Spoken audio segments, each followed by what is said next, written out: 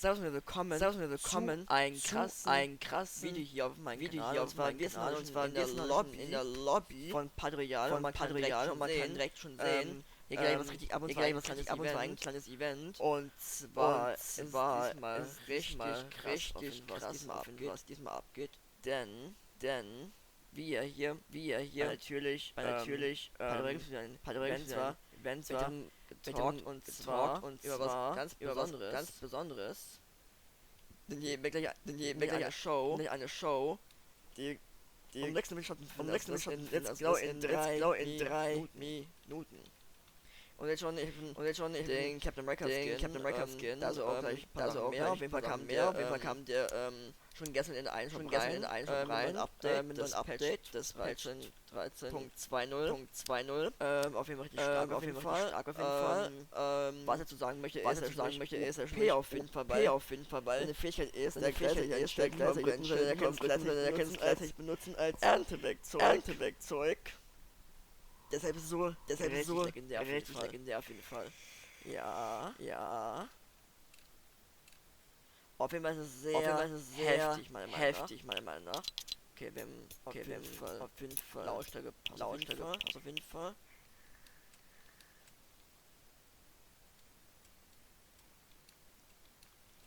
Wir kommen gleich hier vorne. Schon beginnt 2 und 5 Sekunden. Von hinten wird auch mal hinten sehen von hinten, oder? Das ist halt mir auf dem sagen halt, ne? Mehr halt von hinten halten, aber eigentlich unpraktisch, weil es macht eigentlich mehr Sinn, wenn du von vorne halt guckst halt, ne? Immer schon alles über ein paar Captain America hier einen Kollegen von mir. Hier ist der Fake, Renegade, also der alte war viel besser, gewesen mal die alte, diesmal trannten wir auch immer, weil das die Fake-Variante halt, ne? Guck mal, hier ist mein Kollege, hallo. Hilfe. So, dann haben wir auch ein paar andere Skins auf jeden Fall. Kommst drüber, gleich beginnt's. Ja.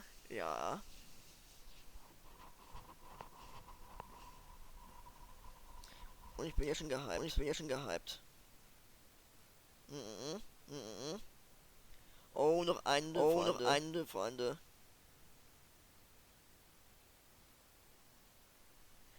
Oh, noch 50 Sekunden. Ich bin so gehypt auf deren Basis. Ich hoffe, es leckt nicht allzu heftig. Das ist irgendwie verzögert, warum? Normalerweise soll es nicht verzögert sein. Gerade ein bisschen verwundert. Das soll eigentlich nicht verzögert sein eigentlich. Ja, passt es. Oh, nur noch 19, 18, 16, 15, 13, 12, 11, 10, 9, 8, 7, 6, 5. Oh. Hier ist so ein kleiner Fehler, oder was?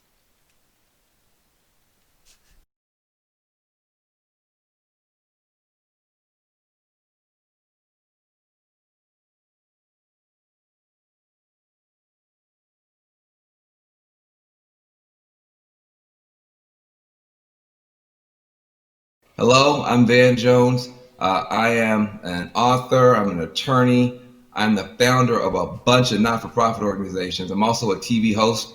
But the most important thing I can tell you about myself right now, I am a black man in America in 2020. And that's a lot. And I'm raising 2 black boys in the United States of America. Actually have a conversation about what that actually means. You know, black culture is celebrated. Black culture is beloved. The black experience that gives rise to that culture, I think is often disrespected, is dismissed, is minimized, or it's just not well understood. But I think we are now at a moment where there's a shift. We're going to have an extraordinary experience together today. We're going to do this town hall. It's called We the People. And what we want you to understand is we aren't just talking to talk. We want to talk so you can take action. And this is going to be an interactive experience. We're going to give you tools, information that you can use in the real world. We want you to screenshot stuff. We want you to invite people into this conversation because that's really, I think, what's needed. We need a bigger conversation, and we're going to use technology to do it. You know, for me, Black lives have always mattered. That's not new. Black lives have mattered from the beginning of time. What's new is the willingness of people to talk about it. And we have an opportunity to amplify the discussion and to move things forward, especially today. This town hall we're doing, We the People, is going to have some of the biggest voices for change in the country, all in the palm of your hand, including Killer Mike, who is just a legend in my mind. Jamel Hill is going to be here. We're also going to hear from Elaine Welteroth. Now, she's an author, but she's already made history. And she's made history because in the history of Condé Nast, with all the magazines they own and control, only 2 people have ever been named editor-in-chief, and she is one of them. So please welcome to this conversation, Elaine Welteroth.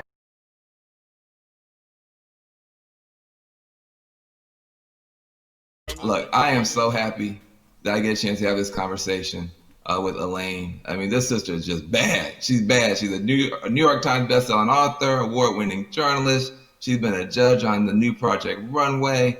I mean, she messed with Michelle Obama. She's just bad. So I want to talk to you about this moment. It's just been such a mix of inspiring protests and killings and stuff like that. Talk to us about your range of emotion over this past period of what I call this great awakening around justice. It's been really heavy. It's been really emotional. You know, this is not new for Black people in America, right? We have been grieving for a long time around these same kinds of senseless murders.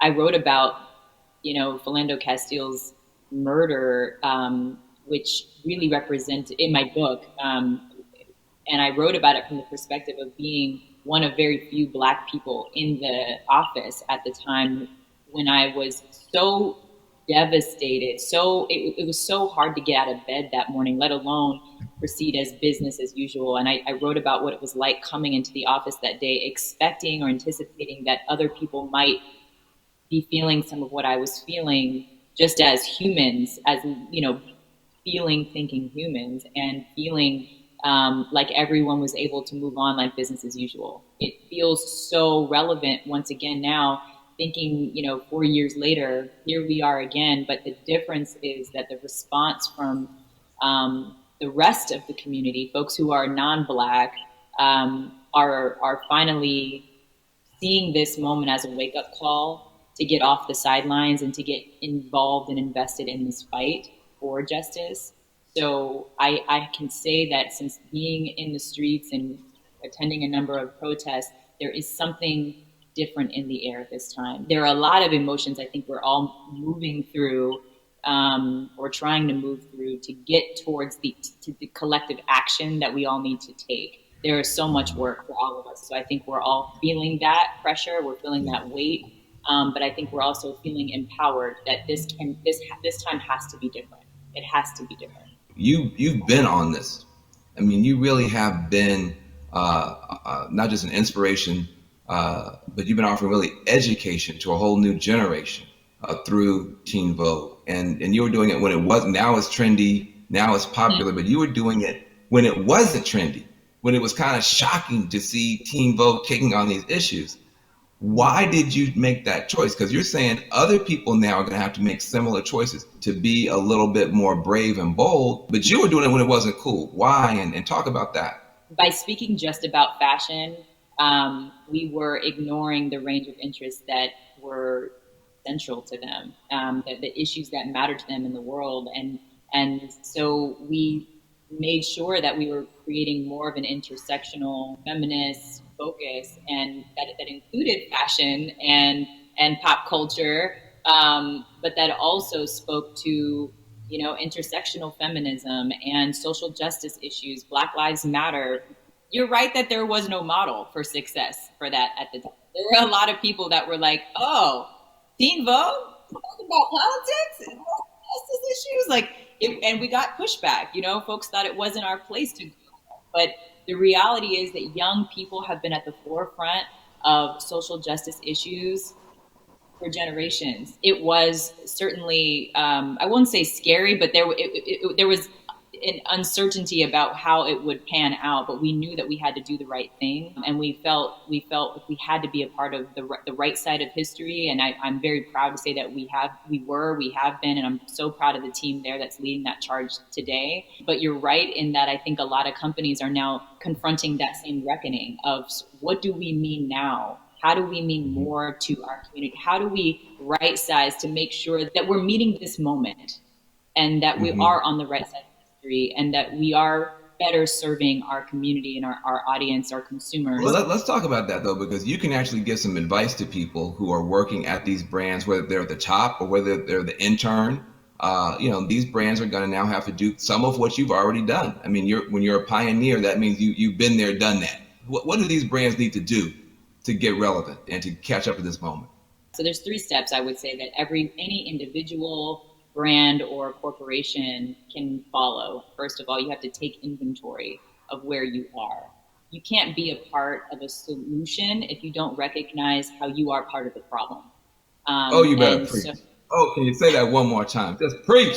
I think like nobody wants to say they're racist. Nobody wants to I raise their hand and say, I haven't done my part here, or I recognize that I could do better. And so it's, I think, important to just acknowledge what you play, what part have you been playing in this, and take inventory. What does the complexion of your newsroom look like? Who's in your boardroom? Who has those board seats? And let's look at every level of management, all the way down to the intern level. Take an honest assessment of where we are.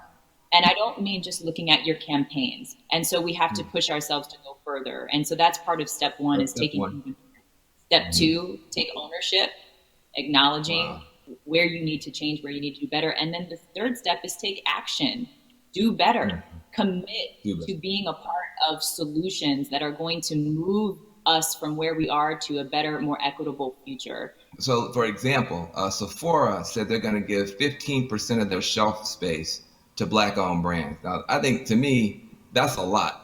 I mean, does that strike you as too much, too little? I mean, what is that when you talk about taking action? Is that the kind of action, or what kind of action might really meet the moment? Is there something I can do with my contacts, with my experience, with my skill set? What can I uniquely do? I hope everyone's asking themselves that question.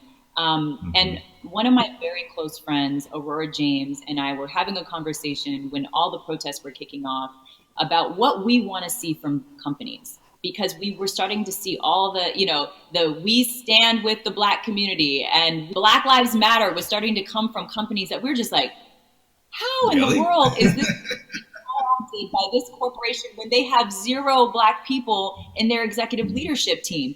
Something's not adding up. And so what we sat there and we thought about, what is our ask to brands? So Aurora James, who is my dear friend, and she is a Black business owner. She's a successful accessories designer.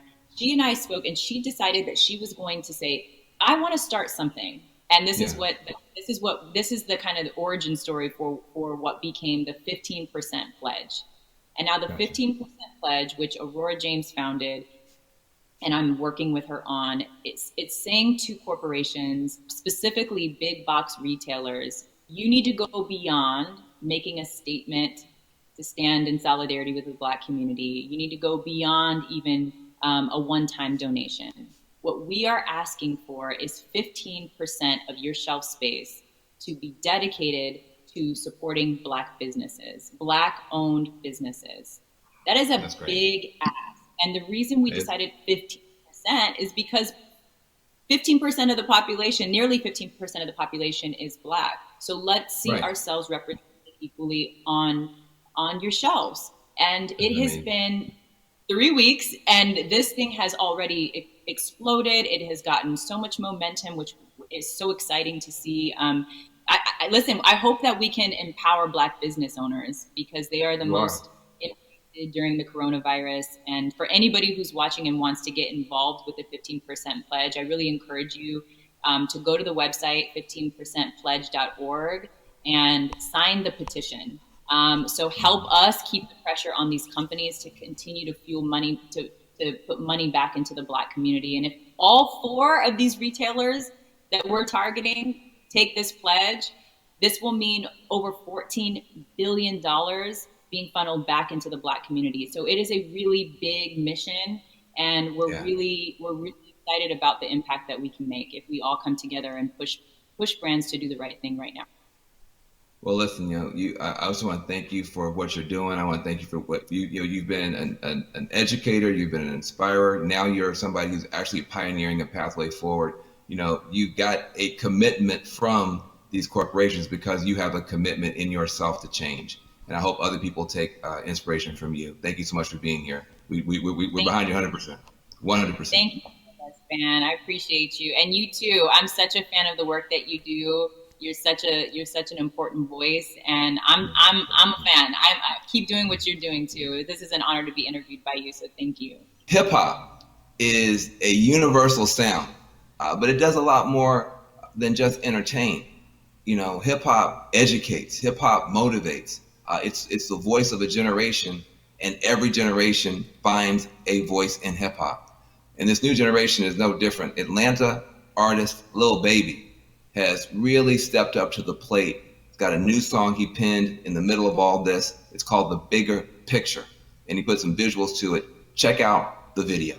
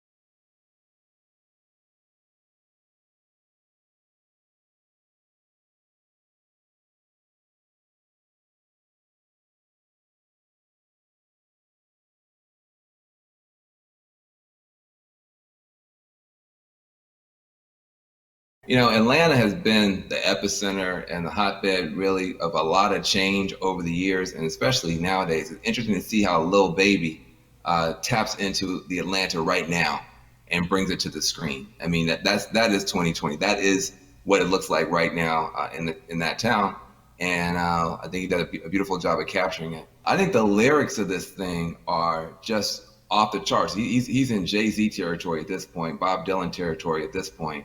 It's bigger than black and white. It's a problem with the whole way of life. It can't change overnight. That's a whole political theory.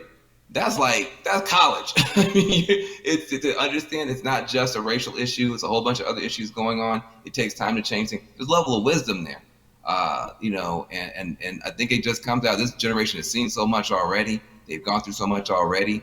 They know it's not a simple thing. It's going to take a long time. But that's different than fight the power. My generation, our anthems were all like, we're going to turn it over today. We're going to make change tomorrow. I think this is a new twist on hip hop politics coming through in the song. You can't have a political movement without political music. It's just never happened. You go back to the labor movement, civil rights movement, women's rights movement. You always have musicians and artists step up because a revolution is a change of heart first before anything else changes. In law and politics and government, in the economy, the first change has to be in the human heart, and that's what art does. Art moves you, music moves you, and I'm just so proud that Lil Baby is using his platform to move this whole country forward and to move this cause forward. All right, my girl Jamel Hill is going to take over for me. She gets the honor. I'm kind of jealous, but she gets the honor of talking to and interviewing the great Killer Mike. He is an author. He's an actor. He's an activist. He's a musician. He's a living legend. Listen.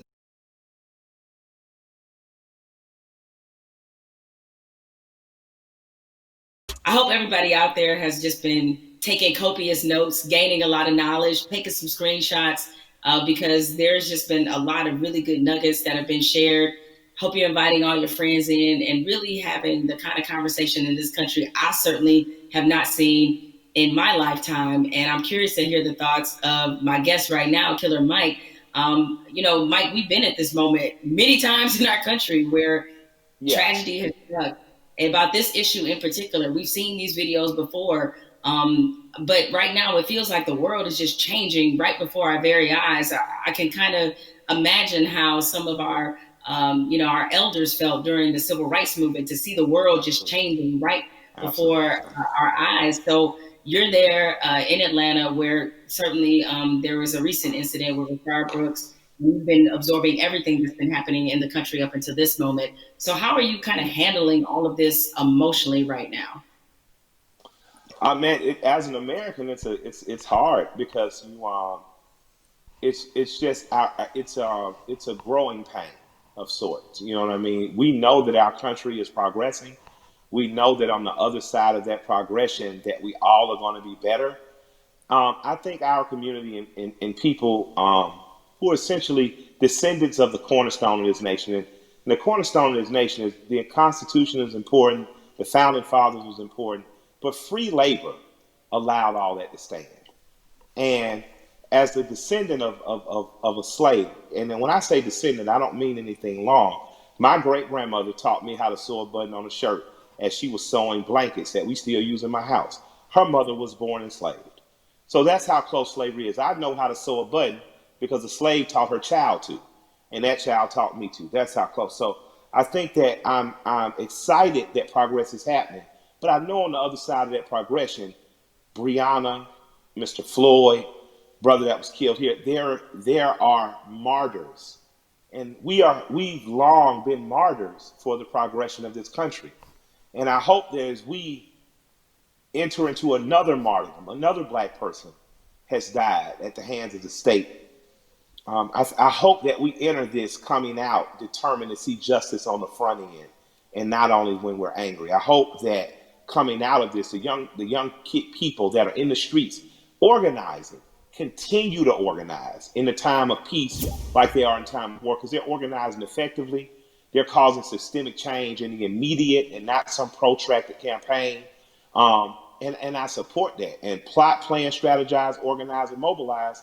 And as long as you keep doing that, you're going to capitalize off the gains that you're making. And I appreciate, and I don't mean capitalize in a monetary way. I mean, these kids are capitalizing, progressing. Organizers on the ground level who've been working for years to campaign around police brutality and violence have in an instant been able to organize people to progress law. Yeah, it's been a lot of impressive moments. I mean, you mentioned about how the young people, they're so organized, because I think about the progression from, say, Ferguson to now, and it's been pretty outstanding when you think about it. What has impressed you the most about what you're seeing right now? What has impressed me? That in '92, we rioted in Atlanta. There were riots in other cities. There were riots in Los Angeles. But there was such a stronghold on information. Local news wouldn't let what other cities know until after it was over. What's impressed me is the ability to use technology. We haven't gotten as efficient as Hong Kong, but it's coming. You are seeing at a day and age where in an instant people are able to mob on a place, people are able to say what needs to be said and go and get ghosts. You're seeing in an instant what our grandparents were able to do.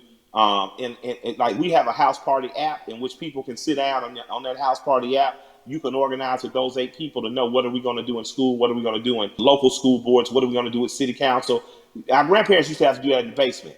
Now you're able to do it over your phones and organize effectively and immediately. So I'm impressed by the level of organization I've seen. Because when I was an organizer at 15, 16 years old, we'd have to literally meet for 30 days to plan something that you might strike that might be 3 hours or even 30 minutes, but you're constantly there. These kids are able to do it, and these young people and these organizers are able to do it in a blink of an eye. But that only happens when you train like Floyd Mayweather.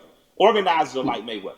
They never not train it, and I think that these are the people, again, that we should be looking to follow in these times.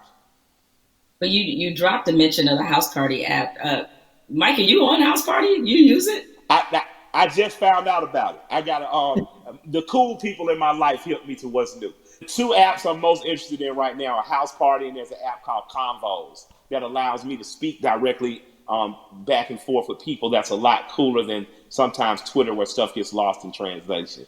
But I'm still over there tweeting with the angry moms and dads. Shouts out to the old folks.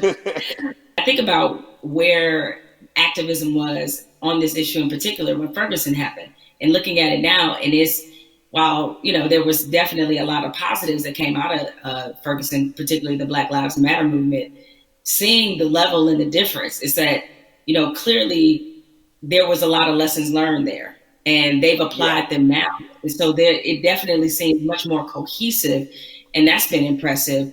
What has impressed you about what you're seeing, especially from these young people who really have seemed to seize this moment? What I've seen be most beautiful about this time is kids have the ability to adjust and move and be like water. They're truly plotting, planning, strategizing, organizing, and mobilizing.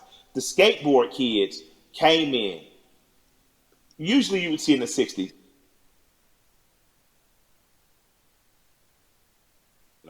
Sympathetic whites and allies and people who truly believe in freedom, justice, and equality entered the stage. Now, not only are you beating Black people, you're dragging off white people. And it became a tapestry, a unified front to give us our most basic civil rights and acknowledge our human rights. That tapestry is happening again, and it's happening in a bigger and better way. I was talking about those skateboard kids. I saw those kids first come in as defenders. When police were hacking with people with batons, they held up the skateboards to protect them.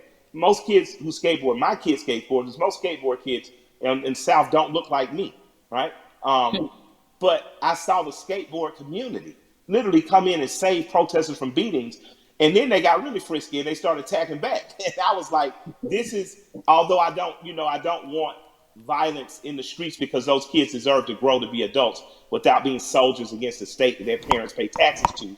It impressed me that the proletariat showed government that you work for us. And in this moment, we are exercising our right to make public display of the evil that has happened.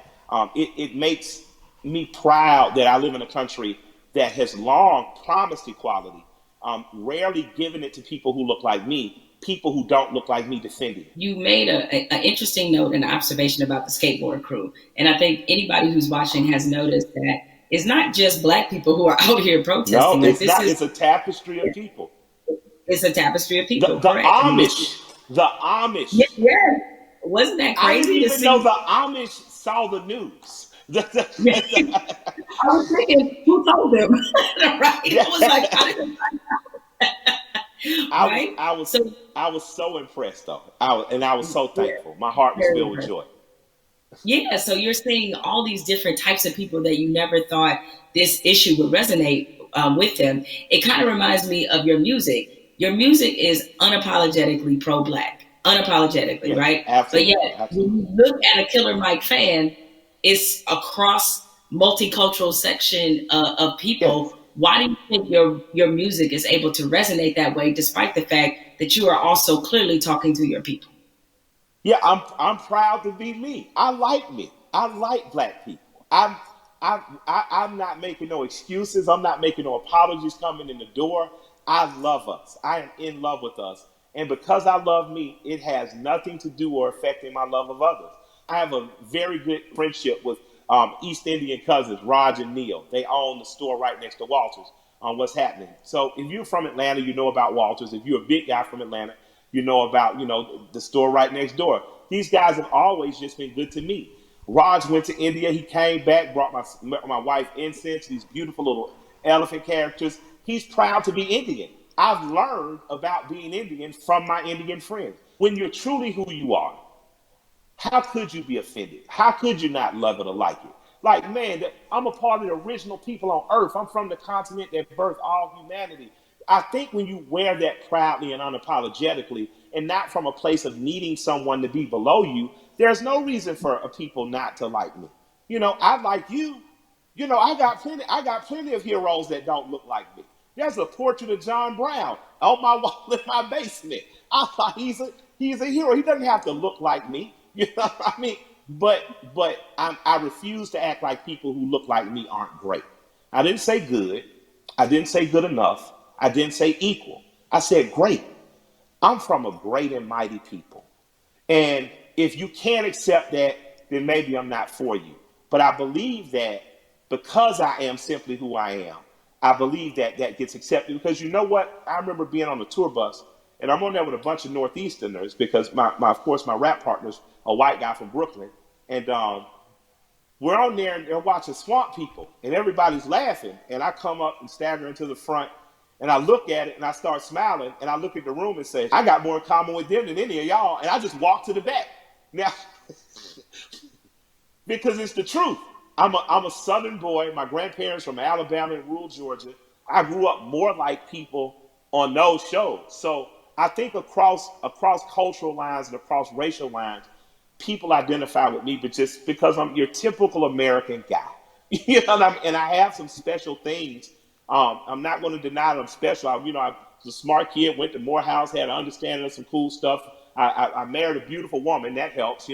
But I think that ultimately what resonates with people is that I'm a regular guy. One of my best friends in the world is a white guy from Brooklyn.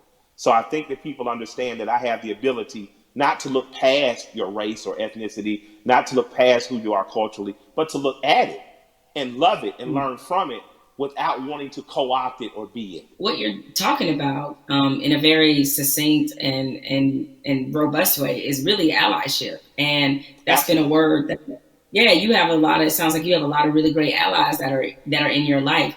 Now in this moment, I've gotten the question constantly, I assume you have too, about how to be an ally. What do I have to do? Right? I've had so many conversations with white people, like really good friends of mine in the last 2 weeks where all right, guys, I appreciate your enthusiasm, but hold on. Hold on a second. But that being said, is that what would you say to somebody who wants to not only be an ally but be a good ally? You want to be a good ally in this moment, white corporation, white person with the means, that's a worthy allyship. On a ground level, if you're just working hard every week, you don't know what to do, you're an electrician, you're a plumber, grab one young man who doesn't look like you, a young woman, and teach them that trade. That's allyship. Allyship isn't just throwing the money, but if you got the big money, put it towards somewhere. But on a very real and basic level, my son had an accident with a man named Keith. I bought my son a car. My son Malik, with a very pretty girl in the front seat, rear-ended this guy Keith. Calls me. I pull up to Keith and the police officer. I say, if he'll allow me to handle this privately, I just don't want to call my insurance company because, I had just got in an accident. I drive fast. My son, Keith, in good faith, gave me the opportunity to do that. And me and this man became friends. I'm literally friends with this white man who told me about Atlanta pre-white flight and desegregation, who's taught me about fatherhood and the importance of presence in your child's life. That doesn't happen if we're not open for it to happen. So an allyship with white people doesn't have to be an organization of saving the world. But you do have to do what me and Keith did. You do have to, on blind faith, trust someone who doesn't look like you and allow that person to educate you. So an allyship is not just calling your black friend saying what I do. It's going to black organizations that might be local and saying what am I do. It's calling your friend and saying, what's the next thing you're doing? And I want to be an extra set of hands. Doesn't mean you get to go to the black people meeting, but it does mean that they say, I'm going to feed people on Skid Row. You show up, and you show up with empathy and care, and you do it. And I'm going to tell you, we need doctors in that space. We need lawyers in that space. We need legislators in that space. We need the people who are really empowered to be in that space, because there's some things that need to happen on ground level that once the grassroots people have gotten it here, there needs to be money put behind these things. A lot of the problems that we have now that are erupting could have been solved in 96, 2006, 2016, and all these other years, but we chose not to because we trusted the right thing's going to happen. Right thing's not going to happen unless we make it. And after that, you have the potential to truly be brothers and sisters. You have the potential to be past the letting cultural, national, religious markers evict the fact that I know that I'm talking and I'm with a human being. And at our very core, past any physical difference, my job is to honor the soul of that other human being. So there's no need to have allies because I'm not at war. I truly have a brother and sister. There's no need to have an ally because there's no threat of war. I refuse to send any 18-year-old boy or girl off to die. And that has to be something that's much, much deeper than policy, much, much deeper than the human condition in the last 500 years. We have to get back to that. So that's my humble opinion. I don't know, where that takes white America, but I hope we stay standing up, fighting together. Mike, we've been having this great conversation, and a lot of people watching, they probably want to know, because again, these things happen in flashes where 1 minute we're talking about this, everybody's fired up, everybody's willing to do things, and then the next minute, the momentum dies. So how can the people who are watching now, how can they keep this conversation, this action, this momentum going? Take this conversation, get 8 to 10 people around you, your neighbors and people who live within 10 square miles, and start to see what you can do to affect. And then connect with other people that may be in closer proximity, 30, 40, 50 miles, even another city or places that are doing it right, that are doing it right in other places. Connect with those people and just if all of us do a little bit, no one has to do a lot. If all of us do a little, if all of us pick a little to do, no one will have to do a lot. That's a word right there. If we all do a little bit, nobody has to do a lot. Has to do a lot, absolutely. Nobody has to do a lot. Mike, I have enjoyed this conversation like I enjoy every conversation with you. I can certainly talk to you. Yes, it is mutual. The mutual respect and love of society right here. Thank you. And more importantly, thank you for everything you do on the ground. I mean, so many people, I knew that you tell the truth the way it needs to be told, but a lot of people during this time of crisis have been exposed to you and understand that, you really are for the people. This is called We the People. This is you all day long. So thank you for all the work and all the inspiration, all the words, everything that you're adding to this conversation, and more importantly, to this action. With that said, we have to say goodbye, but we don't have to get out of here just yet, because I'm gonna toss this on to my brother, Van Jules, who can take it from here.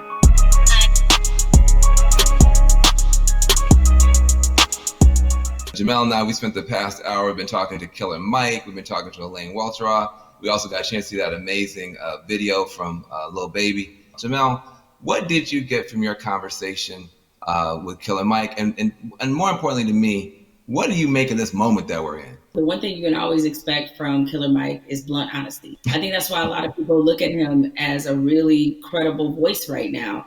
He's honest about what he knows and honest about what he doesn't know. So I think when you have those elements, that's going to always make for a pretty good conversation. I'm with you. This moment at the same time is welcome. It's also a little bit surreal in terms of what took us so long to get here, to make sure that we're not always starting from ground zero every time we have to have a significant conversation about race in this country. Why do you think it's different this time? Because there have been videos before, and yet people still now act like they're shocked. Help me understand what's different this time from your point of view. What's your theory? It's two things that I think stood out about the George Floyd video. One, there was no yeah, but. And granted, in my mind, we've seen videos where there was no yeah, but people nevertheless invented a yeah, but. But in this one, there really wasn't one. Even if you were Stretch Armstrong trying to stretch and find one, there just wasn't one. What always has just stuck with me is the look on this officer's face as he was kneeling on George Floyd's neck. It was so cold. It was as if this were Thursday. And he showed such little emotion, remorse, any emotion you want to name. He didn't show any of that as he killed a man in the middle of the street with bystanders looking on. So I think that situation, coupled with the fact we had already been reeling from Ahmaud Arbery, we had already been reeling from Breonna Taylor. And even though the situation wasn't fatal, there was definitely a storm of frustration at what happened with Christian Cooper. So this all together leads us to this moment where finally, even the most adamant naysayers who wanted to pretend as if this wasn't a structural problem, what could they say? There was nothing else that could be said. And I think everybody who was already fed up decided now is the moment, now is the time. The world has slowed down because of COVID-19. If we're going to address this, this needs to happen now. I've never seen 20, 30 million white people asking black people for leadership. That's interesting because they start, well, what do you want me to do? I'm like, well, I don't know. Google is a powerful tool. I don't know. I'm realizing now, though, that this is an honest question. How do you think that we as African Americans and our allies can rise to meet a moment like this and actually accept the fact that we may actually have a couple million new allies? And how do we deal with that? That's new for us. I'm glad you used the word leadership because there's a difference between us being put in a leadership position and us being put in an educational position. The educational part, we're long past, right? Like we don't want to be educating anybody else about race. We're not here to soothe you. We're not here to make you feel better. But leadership is something different. And it looks different depending on how you want us to take that leadership. Certainly, we are accustomed to being a voice on these issues. We're accustomed to setting the agenda. It's fine if we continue to lead in that direction. I think what we're looking for is, if this were, a relay race, we want to pass the baton, and we want you to be able to say, okay, here's what we've been feeling about this issue. Here's what needs to happen to change it.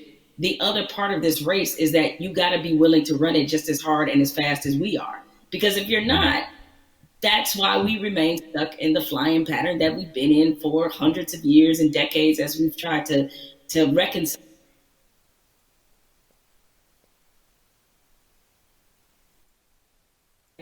We see a lot of people throwing statements around. We see a lot of people throwing money around. We need that to be a focused effort, and more importantly, to be vocal about it. I can't take any more double-sidedness. There can be no more other-siderisms, if I may make up a word, meaning that you give over here and you're a company that is like, yeah, Black Lives Matter, except for in my boardroom where they don't, or except for my organizational chart where they don't. So I'm done with that, right? That's great. Charity's great. Charity doesn't change structural racism, right? What changes it is when you actively look in your building and ask, why aren't there more Black people in this building, in this boardroom, in this C-suite? So the allies that we have, what you can do, change the structure and cultures of your companies, of your businesses, of wherever it is you have influence. Start there. The thing I try to tell people is, it puts us in a no-win situation. I want our white sisters and brothers to be better educated and to care more, but I don't want to have to bear the burden of trying to teach and educate all the time. The reason you pay tuition is because it's costly to educate someone. You coming up to me and saying, educate me, that's costly to me emotionally and from a time point of view. Also, I think we have to be very honest. Nobody would go up to somebody and say, teach me Russian in 5 minutes. And by the way, make me feel good about it. But I mean, you wait, hold on a second. Like, you want me to teach you about racism, which is the history of race in America is just as complicated as Russian. And you want me to teach you that in 5 minutes. And also, if I make you feel bad about it in any way, now I got to be your therapist too. And like you said, soothe you or whatever. That's got to stop. I would love for somebody to come to me and say, I made my whole family watch the 13th and read The New Jim Crow and read White Fragility. And we had a question on page 52. Now, hey, we can have that conversation all day long because you're doing your homework, but don't flop on me like you never heard of Google. If you wanted to know about cryptocurrencies or whatever, you find that stuff out before any Black person ever heard of it. So I'm sure you can educate yourself about anything you want to know. I have to say something to you because I've never gotten a chance to talk to you. I feel like I know you because I'm such a big, mad, crazy Stan and fan. But I love you to death. I just am so proud of you. I'm saying proud of you almost as Patrick. I am so proud that you exist. Where do you find the strength to continue to do what you're doing and say what you're saying, even in the face of opposition, to the point where now the whole world has to listen to you? Where did you find the strength when they weren't listening? I guess maybe this is just part of the Black woman's condition, is that we don't know any other way. And most of us, I come from a line of Black women who were just like this. My mother's like this. My grandmother was like this, where it's the old phrase we've all used as Black people, making a way out of no way. And scream until they hear you. You know what I'm saying? Is that because the opposite To do the opposite of that is what? Is that I can't even afford to do that. I don't know any other mode but to fight for what's right, but to try to stand on the right side of history, but to speak for people who don't have a voice or a platform as large as mine, because somebody did it for me. What advice do you have for people who want to have these conversations, maybe not as well spoken, not as well read as you might be, but who really are sincere and want to have a conversation? I think you have to start from a point of honesty and being real about what some of your beliefs, prejudice, biases are, where they come from, why you learned them. I think if you take anything else beyond race, as we get older, we do a whole lot of unlearning. Young folks, when you get to like your 30s, you do a whole lot of that, right? But yeah, my advice is to always start from the point of truth and honesty and self-awareness. And you'd be surprised what you can get accomplished just by digging into those things. I mean, if you know you come from a racist background, or if you come from where race was talking about a certain way, be honest about what those conversations were and what they taught you. And ask yourself, is this the kind of person that you really want to be? Yeah, I feel like there's a 21st century mindset and a 21st century skill set that, everybody's going to need a mindset of empathy. I mean, we're going to be dealing with people, every color, flavor, every kind of human being ever born. We all have to deal with each other now because of the internet, because of just the world economy. You're going to be competing against people in China and Nigeria. That's just the world. So you have to have a mindset of empathy to really try to understand where people are coming from. You have to have a skill set of listening. If you understand this conversation, you can talk to Black folk and brown folk and Muslims, everybody else. So we're trying to confer a benefit to you. We're trying to make you better. It'll make my life better, but it'll make your life better too. Now, what charity are you supporting? Well, as some people can maybe see my T-shirt, it says support Black journalists, right? The lack of still Black journalists in most newsrooms is pretty appalling. What changed my life and what got me really on the right path in this business was being a member of the National Association of Black Journalists. NABJ is the largest minority journalism organization in the country.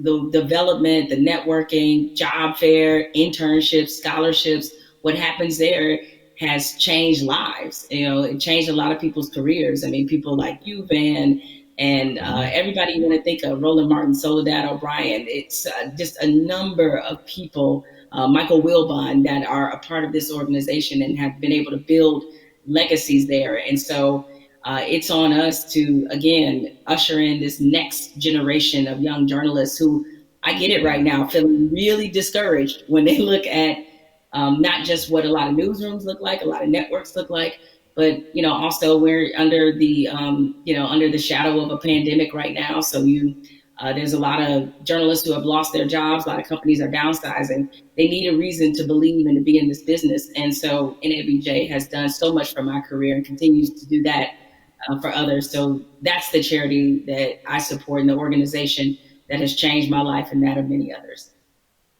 Well, listen, I second that, third that, and fourth that. NABJ is a beautiful organization.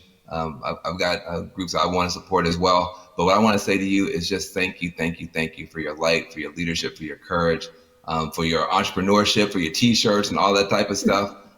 Make sure to support the sister businesses, and let's keep this conversation going. Much love to you. Thank you, Van. This is a pleasure. I got good news for you. I got bad news for you. The good news is that people are activating all around the world, all across the planet for change. That is a powerful moment. Here's the bad news. Unfortunately, this is not a one answer fixes everything situation.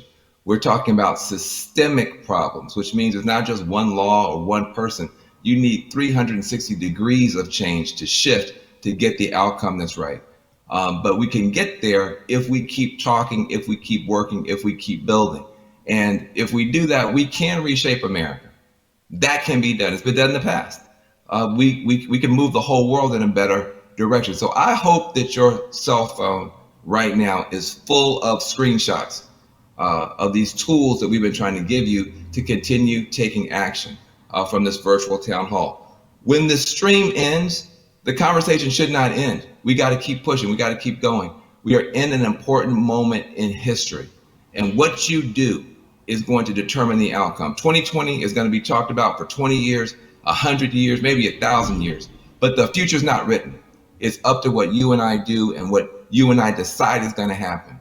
So I want to give a special thanks to the powerful voices that we've had: Elaine Welteroth, Killer Mike, Jamel Hill. Make sure you visit 50percentpledge.org to learn more about the power of money. Also visit my organization, reformalliance.com. We're trying to make a change.